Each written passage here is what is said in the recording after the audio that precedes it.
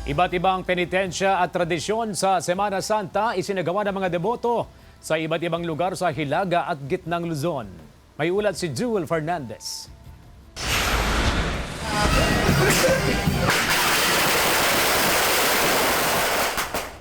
Muling isinagawa ng pamunaan ng St. Thomas the Apostle sa Santo Tomas, Pampanga ang tradisyonal na pagpapasabog sa effigy ni Judas Iscariot kahapon Easter Sunday.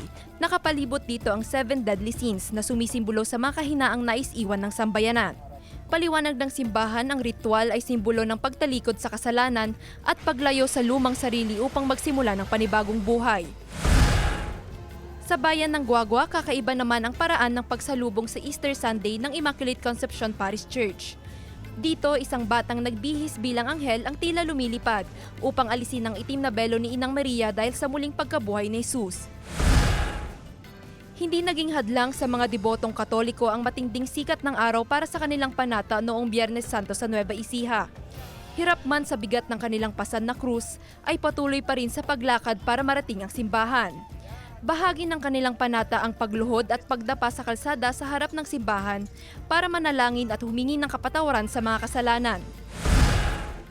Dumagsa naman ang mga deboto ng Minor Basilica of Our Lady of the Rosary of Manaoag.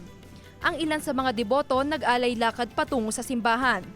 Karamihan ay nagmula pa sa iba't ibang lugar at nagpupunta rin sa mga simbahan sa bawat bayan na kanilang madadaanan, bilang bahagi na rin ng kanilang bisita iglesia.